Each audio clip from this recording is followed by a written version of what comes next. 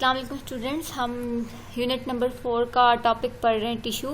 और ये लेसन हमारा जारी था, तो अब इसका लास्ट पार्ट 3 पढ़ते हैं। जो रिमेनिंग टिश्यूज़ हैं वो सारे हम आज के लेसन में पढ़ेंगे। ओके जी, नेक्स्ट टॉपिक है हमारा important topic, that is animal tissue. Okay, animal tissue are classified according to their structure and function into 4 major types: epithelial tissue, connecting tissue, muscular tissue and nervous tissues. Animal tissue जो हैं वो इनकी structure के base पे, इनकी शक्ल सूरत की base पे, इनके काम की बेस पे 4 इसकी टाइप्स हैं, जिसमें epithelial, connecting tissue, muscular tissue और नर्वस टिश्यू शामिल हैं। सबसे पहले हम पढ़ते हैं जी epithelial tissue. The interior of the body is physically separated from the outside world by the skin. The skin is made of epithelial tissue which is in the form of continuous sheet of cell. Epithelial tissue also line the gut, lungs and urinary tract. Structurally these cells are flattened and elongated. Okay, ये interior body के अंदरूनी हिस्से में मौजूद होती हैं और ये जो है सेपरेट होती हैं बाहर की दुनिया से स्किन के ज़रिए। और जो स्किन है वो सारी जो है वो जो है बनी हुई है एपिथेलियल टिश्यू से, और ये जो है इन the form of continuous sheet होती है। एक शीट है ना आपकी, ये देखें, ये शीट है ना पूरी, एक जो स्किन है, चमड़ी उठा के इस तरह देखो तो शीट ही कवर हुई है पूरी बॉडी पे। तो ये जो है ये आपकी एक शीट होती है सेल्स की, और ये जो है line the gut, lung, urinary tract. ये जो है गट को, लंग, ये जो लंग्स हैं इनको, यूरिनरी ट्रैक्ट को, इन सब जो ऑर्गन्स हैं इनको इसने जो है वो लाइन किया होता है, मतलब कवर किया होता है, इसके ऊपर मौजूद होता है ये, ठीक है। और ये जो है फ्लैट होते हैं थोड़े से, और लेंथ वाइज एलोंगेटेड होते हैं, लेंथ ज़रा होती है इनकी, ठीक है। कनेक्टिव टिश्यू जो है जी, ये आपके जो है मेजर सपोर्टिंग टिश्यू है इन एनिमल बॉडी में। Its cells are scattered through an extra cellular material there are many types of connective tissue. Okay जी, ये पूरी बॉडी में मौजूद होते हैं एक्स्ट्रा सेलुलर मटेरियल के तौर पर, और जो है ये इसकी भी आगे टाइप्स हैं मुख्तलिफ, ये बॉडी को सपोर्ट देते हैं कनेक्टिव टिश्यू। तो इनकी टाइप्स के बारे में पढ़ते हैं। ओके जी, कितनी ज़्यादा टाइप्स हैं F तक।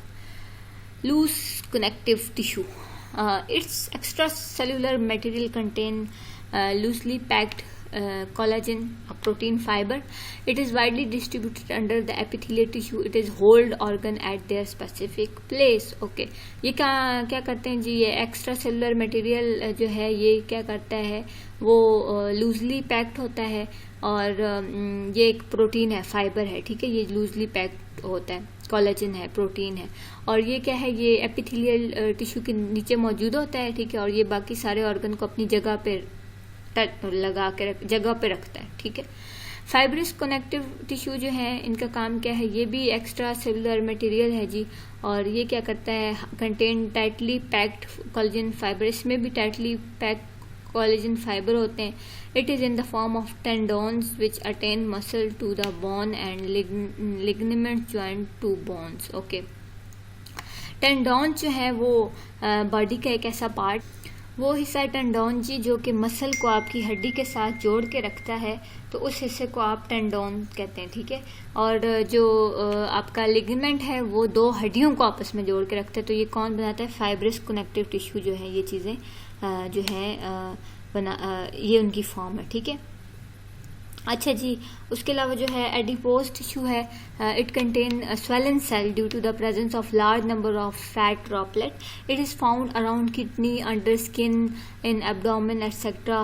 It provides energy, insulate against heat loss and protect and support organ. मैं आपको एडिपोज टिश्यू आप यही समझ लें कि चर्बी, ठीक है। ये ज़्यादातर जो है ये स्वेलन टिश्यू होते हैं जिसके अंदर फैट, थोड़ी थोड़ी चर्बी के जो है ना ड्रॉपलेट्स होते हैं, और ये ज़्यादातर किडनी के इर्द गिर्द होती हैं और स्किन के अंदर होते हैं, ठीक है। ये जो फैट्स, और ये जो एब्डोमेन रीजन है, पेट वगैरह के एरिया है, यहाँ पे होते हैं, ठीक है। ये क्या करते हैं कि एनर्जी प्रोवाइड करते हैं। देखें ये कैसे लिंक कर रही है बात की, जो जब इंसान जो है वो खाना नहीं खाता तो आपने देखा होगा कि वो पतला होना शुरू हो जाता है, उसकी चर्बी, कहते हैं जी चर्बी फलां की गल रही है, तो वो यही चीज़ है, ठीक है।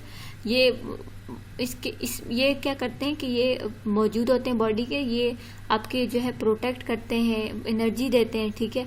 और साथ में ये जो है हीट लॉस को जो है, ये अगर जिसकी जेल मोटी होती है तो उसके जो है हीट उसको आइसोलेट करता है, हीट आसानी से नहीं गुजरती, ठीक है।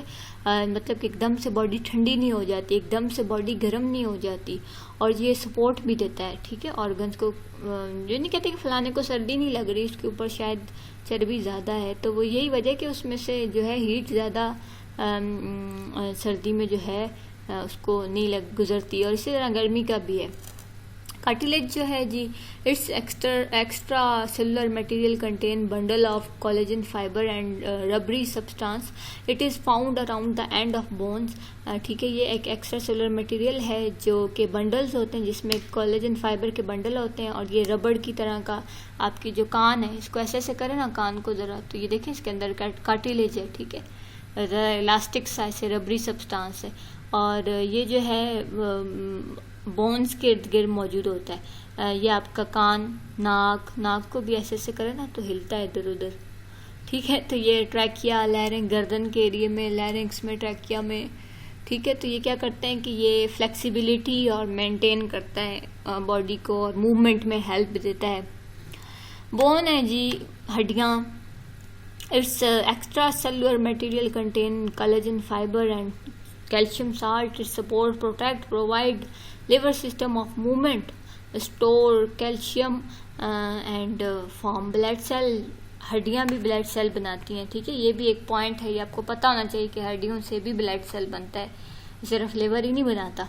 और दूसरी ये बात है कि ये जो है इसके अंदर फाइबर होते हैं, कैल्शियम साल्ट होते हैं, इसलिए कैल्शियम लेना चाहिए हड्डियों के लिए, दूध पीना चाहिए, और सपोर्ट देते हैं, प्रोवाइड कर। और जब आप खड़े होते हैं, बैठते हैं, लिवर सिस्टम फॉर मूवमेंट, ठीक है, एक बाकायदा बैलेंस जो खड़ा होने का जो आपका सिस्टम है, ऊपर नीचे होने का या हिलने का, तो ये आपका जो है ये बोन की वजह से कैल्शियम को स्टोर करता है, और जो है ये ब्लड सेल भी बनाता है। ब्लड है जी, टिश्यू, ब्लड सेल जो है ये, it is a special type of connective tissue, ये भी एक कनेक्टिव टिश्यू की टाइप है। और इट्स एक्स्ट्रा सेलुलर मटेरियल जो है प्लाज्मा इज अ फ्लूइड, ये फ्लूइड होता है, और it transport substance from one part of the body to other part and is responsible for immunity. बिल्कुल जी, खून नहीं है तो इम्यूनिटी नहीं होती, कहते हैं ना कि इसमें तो खून ही नहीं है तो वो उसकी इम्यूनिटी इसीलिए बीमार रहते। तो ये खून जो है वो आपको इम्यूनिटी देता है, जर्म से लड़ने की ताकत देता है, और एक सब्सटेंस को एक जगह से दूसरी जगह, ख़ास तौर पे स्पेशली हीमोग्लोबिन जो है वो रेड ब्लड इसी वजह से होता है, ह्यूमन ग्लोबिन की वजह से। और हीमोग्लोबिन जो है वो आपकी ऑक्सीजन को ट्रांसपोर्ट करता है, एक जगह से दूसरी जगह लेके जाता है। तो ये आपका था जी टॉपिक एनिमल सेल में कनेक्टिव टिश्यू का। ओके स्टूडेंट्स, पेज नंबर 93 पे आपका मस्कुलर टिश्यू का टॉपिक मौजूद है। It consist of highly specialised contractile cells और fibres held together by connective tissue. Each muscle fibre is an elongated cell which has the ability to contract and relax. Skeletal, smooth and cardiac muscles are the example of these tissue. ये जो है special किस्म के इसके अंदर ऐसे cell मौजूद होते हैं जो कि कॉन्ट्रैक्ट कर सकें आपस में, ठीक है, सिकुड़ सकें या फैल सकें, और इसके अंदर फाइबर यानी कि थ्रेड लाइक स्ट्रक्चर भी मौजूद होता है। और ये जो है किसके ज़रिए आपस में जुड़े हुए होते हैं, कनेक्टिव टिश्यू के ज़रिए, ठीक है।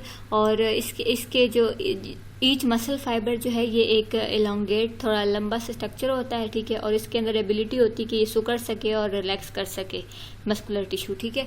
अब एग्जांपल में आपके पास स्केलेटल, स्मूथ, कार्डिक मसल, ये सारे इसकी एग्जांपल में आते हैं।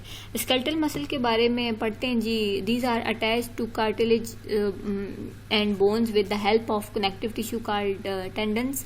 दे are composed of striated stipped cells that are long and cylindrical. The cells of skeletal muscle contain many nuclei. Skeletal muscles are voluntary and produce powerful rapid contraction, help arm and legs to move.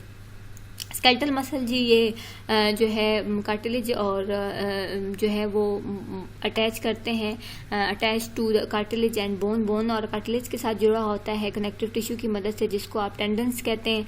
और इसके अंदर जो है मतलब strips मौजूद होती हैं इन cell के अंदर, ठीक है। और ये लंबी लंबी स्ट्रिप्स होती हैं और ये सिलेंड्रिकल शेप में होते हैं।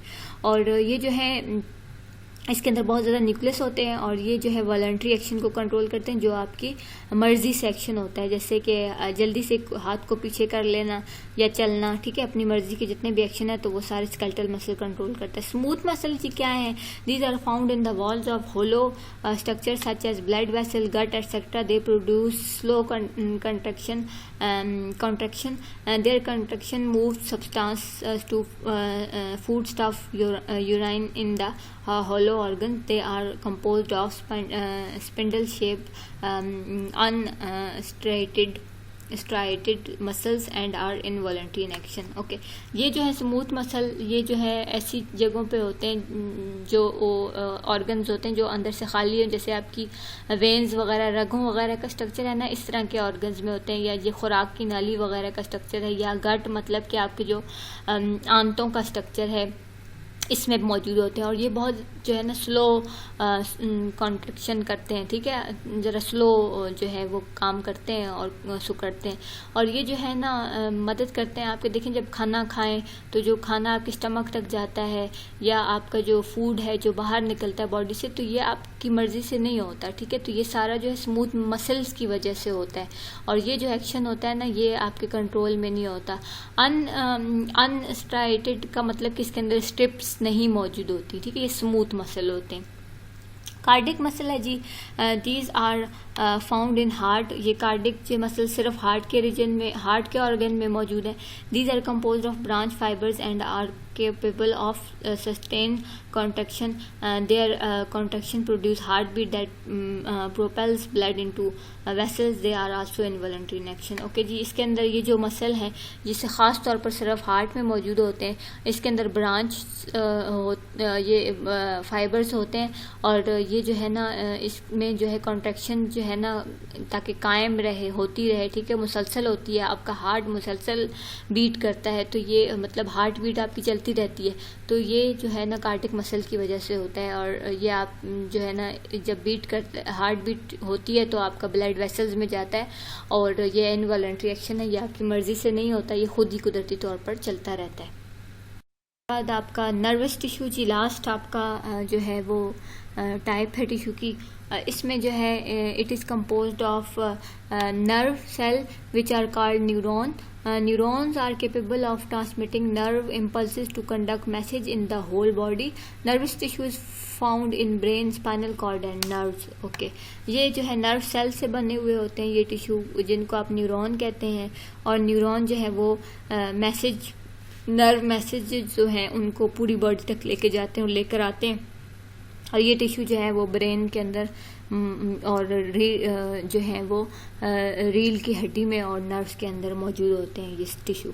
ये आप देखें, ये आपको एनिमल टिश्यू की कितनी प्यारी डायग्राम दिखाई हुई है, सारे हिस्सों के, हर जगह के हिस्से के जो है ना आपको ये देखें।